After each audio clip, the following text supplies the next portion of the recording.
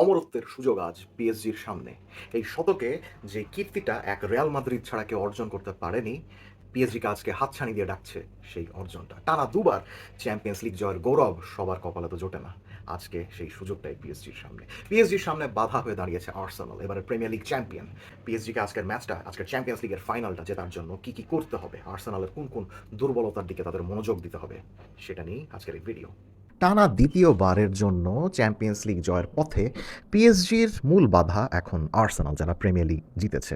এখন পিএসজির অ্যাটাক অত্যন্ত ফ্লুইড, তাদের প্রত্যেকটা ফরওয়ার্ড অসাধারণ ফর্মে আছেন, এটা নিয়ে কোনো সন্দেহ নেই। কিন্তু আর্সেনালের ডিফেন্স বিশ্বের সেরা বর্তমানে। এখন আর্সেনালের ডিফেন্সের ডান দিকে যদি আমরা তাকাই, তাহলে আমরা দেখব যে এই সিজনের বিভিন্ন সময় কখনো ইউরিয়ান টিম্বার খেলেছেন, কখনো কখনো টিম্বার যখন ইনজুরিতে পড়েছেন তখন বেন হোয়াইট খেলেছেন, দুজনের কেউই যখন খেলতে পারেনি তখন ক্রিস্টিয়ান মস্কেরা খেলেছেন, বা এক দুই ম্যাচে আমরা মার্টিন জুবিমেন্দিকেও কিন্তু খেলতে দেখেছি। এখন ইউরিয়ান টিম্বার অসাধারণ একজন ডিফেন্সিভ রাইট ব্যাক, এবং আমার কাছে মনে হচ্ছে যে পিএসজির এই সাইডে যে উইঙ্গার থাকেন কিচা কাভারাৎস্কেইয়া, তাকে আটকানোর জন্য ইউরিয়ান টিম্বার আর্সেনালের হয়ে সবচেয়ে ভালো কাজ করতে পারেন rather than Ben white or other right backs. আবার ইউরিয়ান টিম্বারের সঙ্গে অ্যাটাকিং ওয়াইজ বুকায়ো সাকার কিন্তু অত ভালো কম্বিনেশন হয় না, যেটা কিনা বেন হোয়াইটের সঙ্গে হয়। কিন্তু খিচা কাভারাৎস্কেইয়া যেই ফর্মে রয়েছেন, সেটাকে আটকানোর জন্য ইউরিয়ান টিম্বারই সবচেয়ে বেশি যোগ্য। এখন প্রশ্ন হলো, ইউরিয়ান টিম্বার কি এই ম্যাচটা খেলার জন্য ফিট থাকবেন কি না? যদি উনি ফিট না থাকেন, তাহলে সেক্ষেত্রে যেহেতু বেন হোয়াইটও ইনজুর্ড হয়েছেন, সেহেতু এই জায়গাটাতে হয়তো বা ক্রিস্টিয়ান মস্কেরার মতো সেন্টার ব্যাককে খেলানো হবে, বিকজ কোচ মিকেল আর্টেটা খিচা কাভারাৎস্কেইয়াকে আটকানোর জন্য এই সকল জোনগুলোতে একজন ডিফেন্সিভ মাইন্ডেড খেলোয়াড়ই কিন্তু রাখতে চাইবেন। এখন মস্কেরা খেলুক বা টিম্বার খেলুক, যেই খেলুক না কেন, এই জোনটাকে পিএসজির অবশ্যই টার্গেট করতে হবে, বিকজ এই জোনটাই মোটামুটি আর্সেনালের শেকি। আর আপনারা সবাই জানেন পিএসজির ফরওয়ার্ডরা হাইলি ফ্লুইড, সেটা কাভারাৎস্কেইয়া হোক, দেমবেলে হোক, দুয়ে ডান দিকে শুরু করলেও এই সকল জোনগুলোতে চলে আসেন, বাম দিকেও চলে আসেন। আবার দেমবেলে তো ফলস নাইনের ভূমিকাটাকে এই সিজনে আরও দুর্দান্তভাবে ফুটিয়ে তুলছেন। তিনি একদম এই সকল জোনগুলোতে নেমে এসে বল কালেক্ট করে ওইখানে ঢুকে যাওয়া কাভারাৎস্কেইয়া বা দুয়েকে দিয়ে গোল করান। সো এই যে উসমান দেমবেলে এবং কাভারাৎস্কেইয়া সঙ্গে দেজিরে দুয়ে, এই তিনজনের মুভমেন্টে আর্সেনালের রাইট ব্যাককে ডিসলজ করতে হবে। অর্থাৎ আর্সেনালের রাইটে যিনি থাকেন, তাকে পজিশন থেকে সরিয়ে নিয়ে আসার দায়িত্ব এই তিনজন খেলোয়াড়ের, স্পেশালি দেমবেলে এবং কাভারাৎস্কেইয়ার। তাদের এই মুভমেন্টটা যেন আর্সেনালের ডান দিককে এভাবে টার্গেট করে, সেটাই পিএসজির মাথায় থাকতে হবে। গতবারের চ্যাম্পিয়ন্স লিগের সেমিফাইনালের আর্সেনালের মাঠে যে খেলাটা হয়েছিল, যে লেগটা হয়েছিল, আপনারা নিশ্চয়ই জানেন, সেখানেও কিন্তু এই ধরনের একটা ট্যাকটিক্সই ইউজ করেছিলেন লুইস এনরিকে।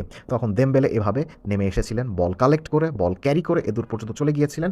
কাভারাৎস্কেইয়া তখন সুন্দর মতো জোনগুলোতে ঢুকে যাচ্ছেন, এটা দেখেই দেমবেলে কিন্তু তাকে এই সকল জোনগুলোতে পাস দেন। এখন কাভারাৎস্কেইয়া এই সকল জোন থেকে দেখেন যে ডেমবেলে এভাবে বক্স ক্রাশিং করে ঢুকে যাচ্ছেন। সো তখন কাভারাৎস্কেইয়া এখান থেকে আবার ডেমবেলেকে বল দেন, এবং ডেমবেলে সুন্দর মতো একটা দুর্দান্ত শর্ট প্লেসিংয়ের মাধ্যমে গোল করে বসেন। সো এই ট্যাকটিক্স যে আর্সেনালের এগেনস্টে পিএসজি খাটায় নাই, ব্যাপারটা সেরকম নয়। সো আজকেও আর্সেনালকে সতর্ক থাকতে হবে যে পিএসজি ওই ট্যাকটিক্সটা খাটায় কিনা। আর number 2, how to dislodge Gabriel. এর আগে গ্যাব্রিয়েলকে নিয়ে একটা ভিডিও করেছিলাম, অনেকের সেই ভিডিওটা পছন্দ হয়নি।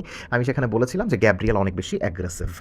আর্সেনালের সেন্টার ব্যাক গ্যাব্রিয়েল অনেক বেশি অ্যাগ্রেসিভ, তিনি অনেক বেশি সামনে চলে যান, এবং তার সামনে চলে যাওয়ার কারণে যে সুবিধাটা হয়, আর্সেনাল সচরাচর ওরকম কাউন্টার বা ট্রানজিশন হজম করে না, বিকজ গ্যাব্রিয়েল আগে থেকে এটা বুঝতে পেরে অ্যাগ্রেসিভ হয়ে এই সকল জোনগুলো থেকে বল জোগাড় করেন। কিন্তু কখনো কখনো যদি উনি ব্যর্থ হন, তাহলে কিন্তু দেখা যায় যে এই যে পেছনের স্পেসটা ফাঁকা হচ্ছে, এই পেছনের স্পেস থেকে কিন্তু প্রতিপক্ষ ঢুকে গিয়ে গোল করে আসতে পারে। এখন পিএসজির অ্যাটাক যেহেতু হাইলি ফ্লুইড, তাই তাদের অন্যতম প্রধান এজেন্ডা থাকবে যে গ্যাব্রিয়েলকে লোভ দেখিয়ে উপরে এভাবে তুলে নিয়ে আসা, যাতে পেছনের জায়গাটা ফাঁকা হয়ে যায়। পেছনের জায়গাটা যদি ফাঁকা হয়ে যায়, তাহলে সেক্ষেত্রে দেজিরে দুয়ে এভাবে ঢুকে যেতে পারেন, যেহেতু গ্যাব্রিয়েল এই সকল জায়গাগুলোই ফাঁকা করে আসবেন। এবং শুধু তাই নয়, আশরাফ হাকিমি যখনই খেলেন তখনই কিন্তু এরকম ট্রেডিশনাল ফুলব্যাকের মতো ওভারল্যাপিংও করতে পারেন, আবার ট্রেডিশনাল বক্স টু বক্স মিডফিল্ডারের মতো দুয়েকে বা অন্য কাউকে এভাবে সাইড লাইনে রেখে নিজে এভাবে আন্ডারল্যাপিং করে বক্স টু বক্স রানও কিন্তু মেক করতে পারেন। সো কোনোভাবে যদি গ্যাব্রিয়েলকে এভাবে মিডফিল্ড পর্যন্ত নিয়ে আসা যায় মুভমেন্টের মাধ্যমে, তাহলে কিন্তু দেজিরে দুয়ে এবং আশরাফ হাকিমি এরকম রান মেক করার মাধ্যমে আর্সেনালকে গোল দিয়ে দিতে পারে। নাম্বার 3, যে জিনিসটা সুবিধা পিএসজি আজকে নিতে চাইবে, সেটা হলো গিয়ে জাও নেভেসের বক্স টু বক্স রান। জাও নেভেসের এই বক্স টু বক্স রানের টাইমিং অত্যন্ত দুর্দান্ত। তিনি অত্যন্ত ক্লেভার এ সকল রান মেক করার জন্য। কখন বক্সে ঢুকতে হবে, বক্স ক্রাশ কখন করতে হবে, কীভাবে কোন দিক দিয়ে ঢুকতে হবে, কোন প্লেয়ারের সাথে কম্বাইন করে ঢুকতে হবে, এটা জাও নেভেস খুবই ভালো মতো করতে পারেন। আর সেট পিসে অনেক সময় দেখা যায় যে জাও নেভেসের যেহেতু হাইট কম, অনেকে তাকে ঠিকমতো মার্ক করার প্রয়োজন বোধ করেন না। কিন্তু আপনি যদি এটা করতে চান তাহলে কিন্তু আপনি অনেক বড় একটা ভুল করবেন, যেটা কিনা আমরা সেমিফাইনালে বায়ার্ন মিউনিখের এগেইনস্টে দেখেছি, যে সেট পিস সিচুয়েশনে জাও নেভেস কিন্তু হেড করেই গোল দিয়েছিলেন এ সকল জোন থেকে।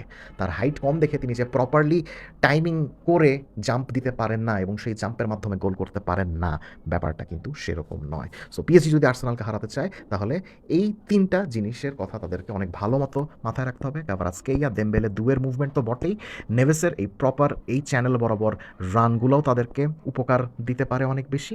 এই ট্যাকটিক্সগুলো পালন করলে আর্সেনালকে আজকে হারিয়ে টানা দ্বিতীয়বারের মতো চ্যাম্পিয়ন্স লিগ জিতে পারে পিএসজি। কমেন্ট সেকশনে জানিয়ে দিবেন এই ম্যাচের পিএসজি ট্যাকটিক্স নিয়ে আপনি কী ভাবছেন।